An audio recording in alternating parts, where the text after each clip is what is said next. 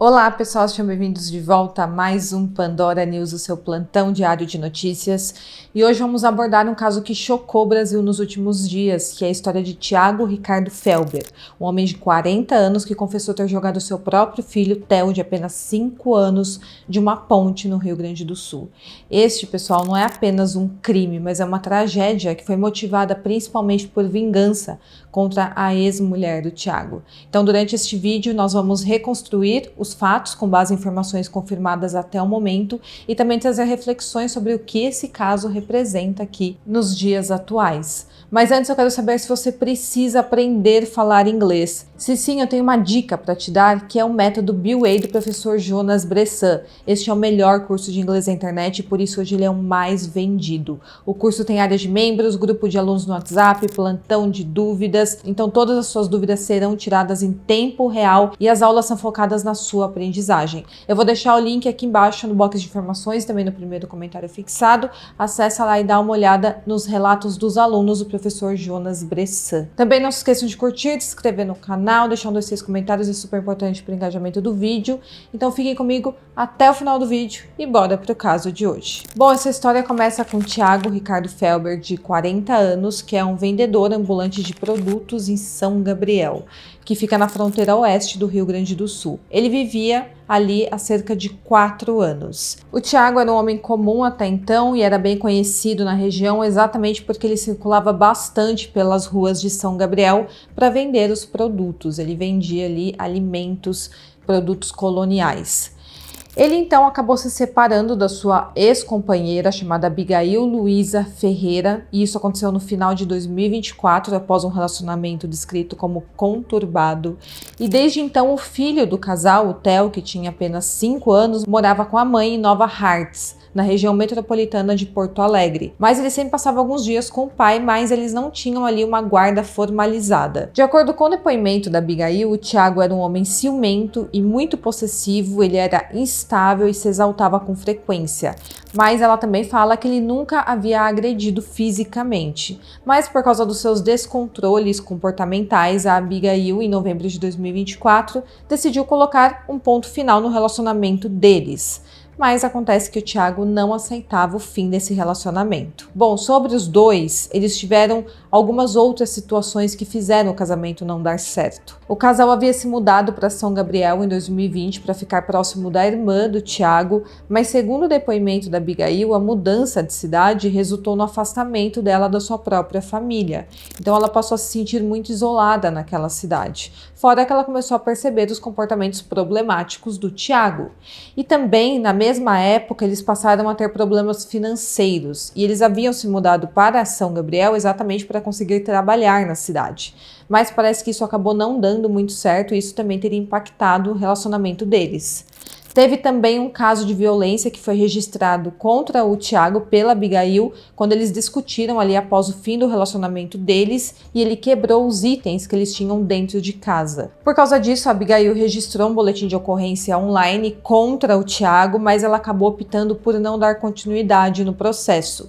E no fim, eles acabaram se separando por vontade principalmente da Abigail, mas o Thiago via a separação como algo sem sentido, algo que pegou ele de surpresa e inclusive ele alega que causou traumas nele. E com o término, a Abigail e o seu filho Theo se mudaram para Nova Hartz, no Vale dos Sinos. Apesar dos comportamentos violentos do Thiago, esses comportamentos de quebrar coisas dentro de casa e ser instável, a Abigail relata que ele parecia ser um bom pai para o Theo. Até então, ele não teria dado nenhum motivo para ela desconfiar que faria algo contra o filho deles. Ela nunca imaginou algo assim.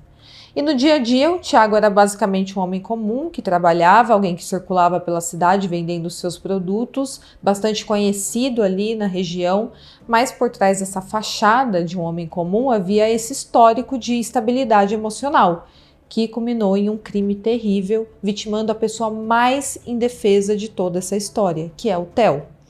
Bom, todo esse contexto que eu dei aqui para vocês nos leva ao dia 22 de março de 2025. O Thiago, nessa data, pediu que a Abigail deixasse ele buscar o Theo para passar alguns dias com ele. O filho passaria uma semana com o pai. para que eles comemorassem o aniversário do Tiago de 40 anos ali na cidade de São Gabriel. Então, no dia 22, que era um sábado, a Abigail permitiu que o filho passasse o final de semana e também a semana com o pai. O Tiago então foi buscar o filho em Nova Hartz, alegando que não queria passar o seu aniversário sozinho, e o aniversário dele ocorreria na terça-feira, dia 25 de março. Segundo o depoimento do próprio Tiago, seu plano inicial era tirar a vida da Abigail e de quem quer que estivesse se relacionando com ela. E essas são as palavras do próprio Tiago. Então ele estava planejando cometer esse crime naquela semana. Mas no domingo, após ele pegar o filho na casa da sua ex-mulher, ele mudou de ideia. Acontece que ele encontrou uma forma de atingir ainda mais a sua ex-companheira, que era tirando a vida do maior bem que ela tinha, que era o Theo. Ele então, na segunda-feira, no dia 24 de março, tentou sufocar o Theo à noite, mas ele mesmo contou que a criança se debateu bastante e ele acabou desistindo da ideia. O Theo, inclusive, ficou com os olhos vermelhos e também com muitos hematomas por causa dessa agressão que ele sofreu. Já na manhã de terça-feira, no dia 25 de março, o Tiago saiu de casa já com a intenção de terminar o que ele havia começado. Ele então colocou o Theo na bicicleta, em uma caixa que ele tinha ali acoplada na sua bicicleta na parte da frente, e ele andou pela cidade procurando um ponto onde ele cometeria o seu crime. Ele decidiu então ir até uma ponte que fica acima do rio Vacacaí.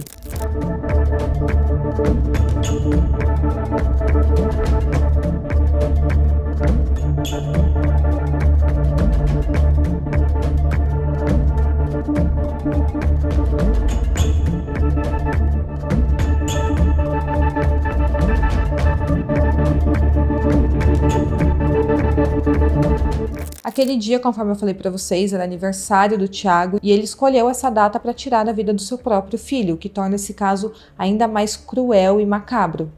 Naquela manhã, câmeras de segurança flagraram o Tiago pedalando com o Theo em uma caixa plástica na parte da frente da bicicleta, e eles ficaram andando de bicicleta por cerca de 3 horas, das 9h41 da manhã até meio-dia. Bom, quando deu meio-dia, o Tiago chegou até a ponte e ficar sobre o rio Vacacaí, e então ele pegou o seu filho, que estava ali na caixa, na parte da frente da bicicleta, e o jogou de cima da ponte.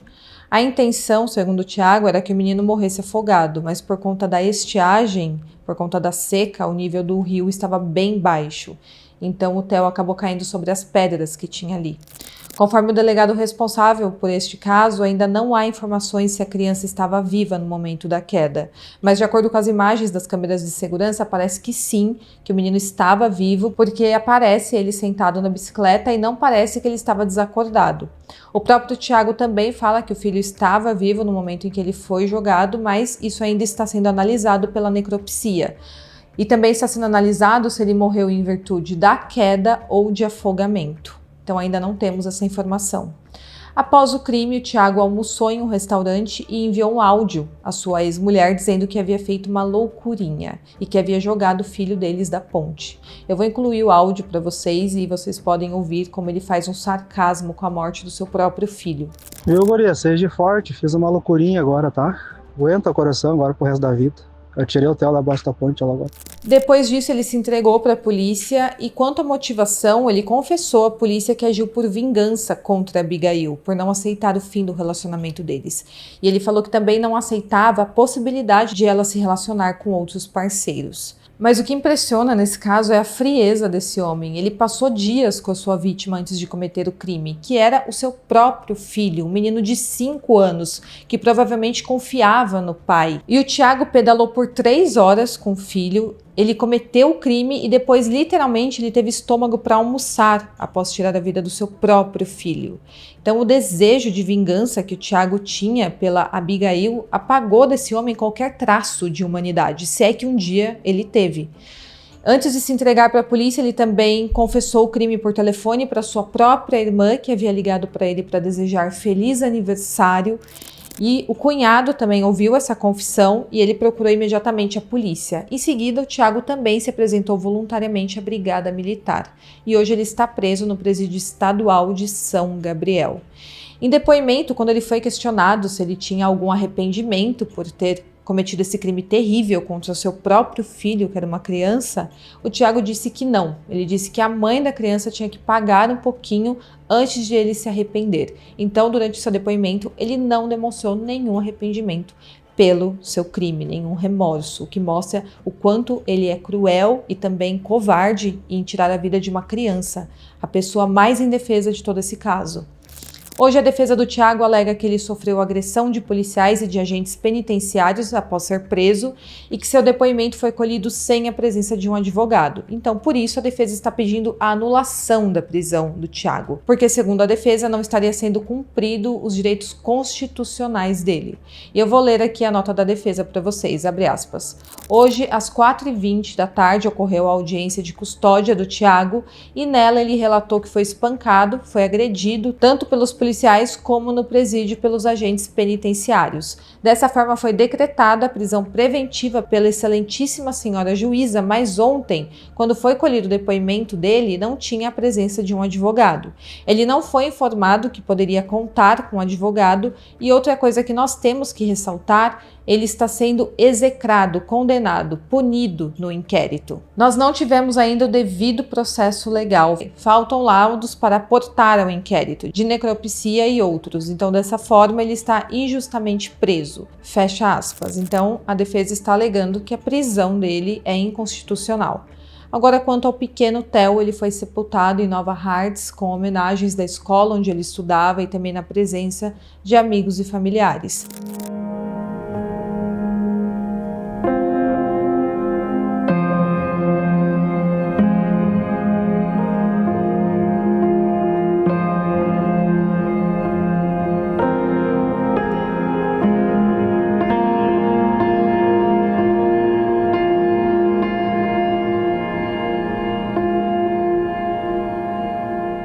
E claro que esse caso gerou uma grande comoção pela imensa crueldade de um pai contra o seu próprio filho. A frieza do Tiago é algo que impressiona todo mundo, mesmo para pessoas que, assim como eu, abordam casos criminais todos os dias. Essa frieza ainda assim me impressiona quando eu me deparo com um caso desses. As prefeituras de São Gabriel e de Nova Hartz também emitiram notas de pesar e de indignação nas redes sociais. E claro que esse crime está sendo noticiado em todos os grandes portais.